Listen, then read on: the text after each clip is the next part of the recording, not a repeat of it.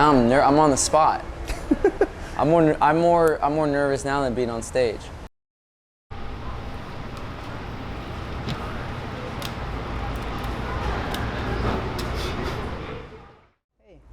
My name's Christian Lee. I'm repping Earworm Digital, and I'm here with. Would you like to introduce yourself? My name's Ian Johnson. I am also known as Arrested Youth. Okay, and nice to meet you. First time meeting you. Yeah. And I know your tour started yesterday. Yeah. How was the first show? It was good, man. It was good. It was a year and a half since not playing music, so you can imagine. We've just kind of been playing in a rehearsal studio, so it's very different coming in and playing it live in front of people. But yeah, man, energy was really good. People were super receptive. It was a good room, good crowd. The emotion was there, so it was a great first show. Did you stage dive your last night? Or? No, man. I haven't been doing as much stage diving. I'm not going to be stage diving on this tour. We have this tour. We have a couple tours after this one. So now the game is kind of to stay healthy and not get sick.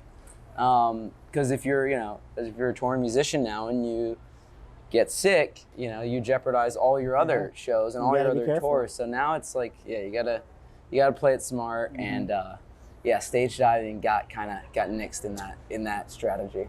I only asked that because I remember I saw on your Instagram. There's that one clip you stage diving. Oh, falling, yeah. Yeah, falling. Like no one was there to save you. That was rough. The stage was super high, and I picked a small crowd of young teenage girls to jump into, coming flying off of a 8-foot stage, and I'd never recommend it to anybody. It went very bad. I think mid-air I realized how bad the decision was, but yeah. Okay. Oh. And so, like you said, you're doing, I think you're around a month of touring for nonfiction, like your own headlining tour. Yeah. And then right after, I think you have a week of rest, and then you go straight to opening up for 21 Pilots. That's right. Yeah, not even a week. I think there's 3 or 4 days in between. That's crazy. Yeah. And so I just want to know, because 2 months, that's going city to city, cross country, that's pretty grueling, I would say. Yeah. And so what would you do to help yourself from just getting burnt out, or just a way to just recharge? Yeah, great question. I mean, for me, it's always been just being disciplined on tour with how I live my life. So, I wake up in the morning, I'm always drinking water. I wake up, drink water. I sit down and read and have some coffee. I try and keep a pretty similar lifestyle that I would off the road. I finish that, I go on a run and I work out. And this is if we have time in the morning, and then go get ready for a show. So I'd say it's all the little things. These days it's vitamins, stay healthy, running, working out, eating well, drinking tons of water. I mean, all the same stuff that you do in your not off tour, but it just so happens that touring, staying up late, driving in a van, being in venues, that stuff just becomes super important, especially not even just staying healthy, but feeling good. For me, if I don't keep my routine and I don't do these things and I'm not disciplined about it, you just start feeling shitty. Mm-hmm. So, I want to feel good on tour. So I keep that routine. Yeah. Okay. And good people, people who are helpful, and a good crew goes a long way in just the energy of being on tour. If it's people who you're working with that are causing more stress than it needs to be, that can also really fuck up a tour. Oh, yeah. So, I would agree. I would agree with that. That's life, but, That's life. Okay. And let's talk about your music for a little bit. And so, your debut album, Nonfiction, just dropped. Yeah. Debut studio album. Yeah, studio album. Yeah. And I think one of my favorite songs off there is Ego. Oh, nice. Based just off the lyrics is I think some pretty, some of the lyrics are pretty gnarly, I would say. Yeah. And so I wanted to ask you though, what do you think is the wildest song you've written? Would you say it's Ego too? The wildest song I've written? Because some of the lyrics on Ego are pretty wild. Yeah, those lyrics are definitely raw. Very raw. And I think there's a couple songs on the album that kind of have that rawness, that I really. My favorites, man, have changed as we've begun to build the live show. And are you sticking around for the show now? Yeah. Okay, cool. So you'll see the show, and you'll see that the songs are still very similar to the record, but they're more rock forward, they're more live, they're more raw, the lyrics are more punctuated and emphasized. So as this show has continued, as rehearsals kind of developed, and now in the show, I'm continuously finding favorite songs. So that question is really hard. I don't know, when you say like, what's the rawest, what's the craziest? I think there's some songs that I've translated live that have become crazier and cooler than they were in the studio. Yeah. So we'll check back with me like at the end of tour, and I'll tell you what I think is the craziest song. Cool. Okay. And so, you know, you on this album you worked with John Feldman, right? Yep. And you know, you even got Mark Hoppus on the track. Yep. Pretty sick. I just want to know though, like, what artists did you listen to growing up? I listened to everything growing up. Third Eye Blind to Eminem to Bob Marley to Pink Floyd to James Taylor to like just Latin dance CDs my dad had in his car, like whatever it was. I honestly listened to everything growing up, and I think that kind of did make my music kind of hybrid. Not that I'm pulling from every sample of music ever, but you know, I pull from rock and I pull from hip hop and I pull from singer-songwriter and I pull from pop. So everything, man. I really didn't live in like one world. And as a kid in high school and middle school, I wasn't like a diehard music kid. I wasn't an artist, you know. I played soccer. I just always had a love for lyrics and melody, and like when I found a good song, I loved that song. But I never like associate, oh, I'm a rock kid, or you know, oh, I'm a hip hop kid, right? So it kind of like how people are now, where they don't, you know, define their listening style by a genre. So all over the place, man. Yeah. Okay. And I know it's only your second stop of your tour, but you know, I don't want to slow you down too much, but we did get a few gifts for you. Oh, dude, you don't have to do that. Hey, our pleasure. You know? Oh, gifts. All right, and you actually mentioned one of these artists. It's Eminem. Oh shit, dude, that's amazing. This is super sick. What you got, dude? Thank you. You're welcome. Wait. This was a lot of the songs. So my godfather's son, who's a couple years older than me, introduced me to Eminem. He gave me a burnt CD when he came to visit. It was like a yellow. It was not yellow. It was a clear CD in a clear green plastic case, and it just said 8 on it because he burned 8 tracks on it. And it was a bunch of these, and it was the first time I heard Eminem, and that shit made me fall in love with rap. Then I found 50 Cent, then I went back and found Biggie and all that. So this is really sick and really meaningful. Thank you, dude. You're welcome. But so dope. It doesn't stop there. We have one more gift for you. Oh, wow. And I think it's more related to you right now off your album. And it's a bootleg version of the Beatles. Oh, the More dude. Get Back sessions. And look what's on the last track. Let It Be. Let It Be. Wow. Wow, dude, thank you so much. You're welcome. Yeah, Paul McCartney. I love playing that song live because we were listening when you were doing soundcheck. Oh, thank you. Oh, you heard it. Yeah, it's just nice, man. It's a nice break in the set.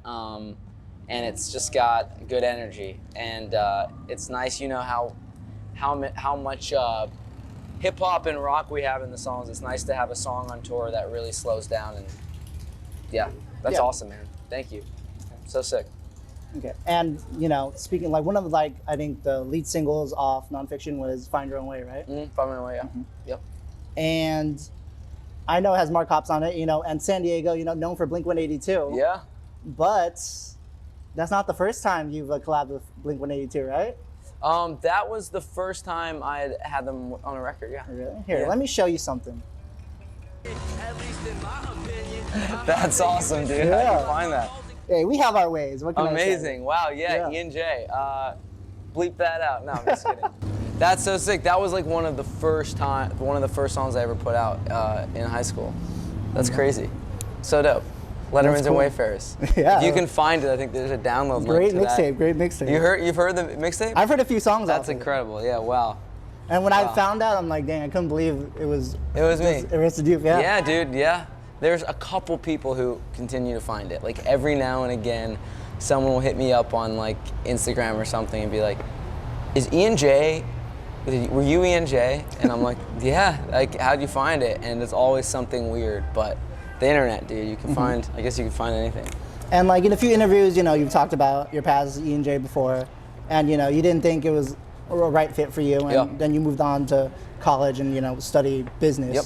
But I want to know, like, was there like anything from like your first stint as a musician as E&J that like you carried over here? Just to, like, I help you think out? absolutely. I think when I started Arrested Youth, I really wanted to do something so different than what I was doing there, right? So like if you hear Fear, it was so so much more alternative. Yeah, but if you listen to sonically like nonfiction, it actually has a lot of essences of what I was doing back in the day. It's just more refined and not so on the nose, right? So yeah, I think for sure, I think there's something genuine about, you know, early in your music career and early just when you're experimenting with music where you have a rawness that is just real. And so nonfiction kind of taps back into that for sure. That's great.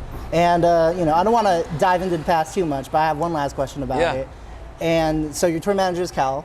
Yep. And would you say, like, you know, just spending your time as your youth, you know, Arrested Youth, you know, just like just pumping tracks out of his basement, you think he helped you as a musician now? Oh, 100%. Yeah, I mean, it built my love for songwriting in the studio. I can stay in the studio forever, and that was the same back in the day in high school. Like when Cal and I were making music, we would stay in there till Cal just like quit the session because he wanted to go get food. He was so pissed at me. So yeah, and it's full circle. This is Cal's first tour. Shout out to Cal. Managing, shout out to Cal. Wherever he is.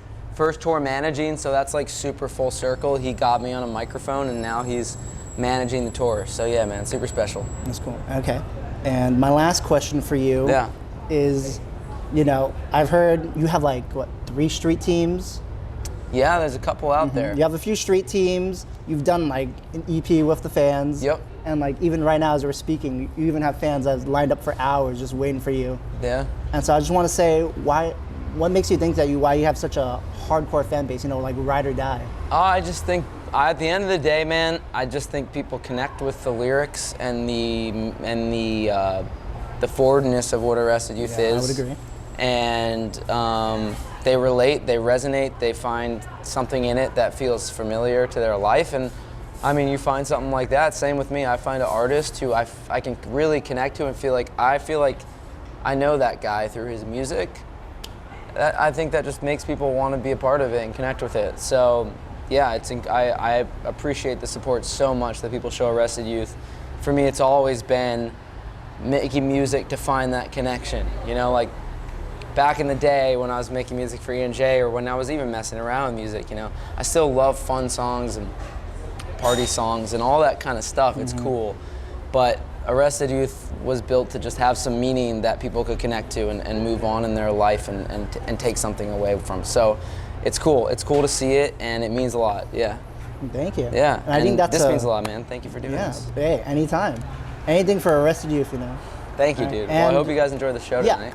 And I appreciate you taking time to do the interview. Absolutely. And thank you for these dope records. Of course. I don't have a vinyl player, but you might have to cop one now. Right here. Okay. No vinyl player, but these are sick, and I'm gonna keep them. You know, keep them somewhere in the bedroom or something. And as another small gift to you, last but not least, I'm gonna step out of frame, and you just have a little bit of time to say anything you want to the cameras. Okay. Wow. That is the biggest gift. What do I say? Anything you want. Anything I want. It's your time. I'm on the spot. I'm more nervous now than being on stage. What do I have to say to the camera? Look, I think it's just not in a preachy way, but it's a very strange time right now.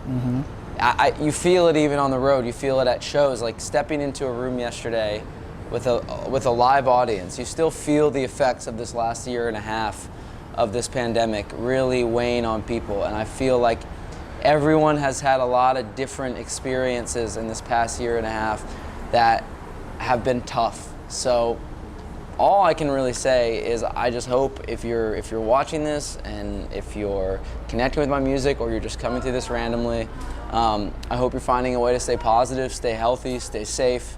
In this time, I really think those are like the most important things to do.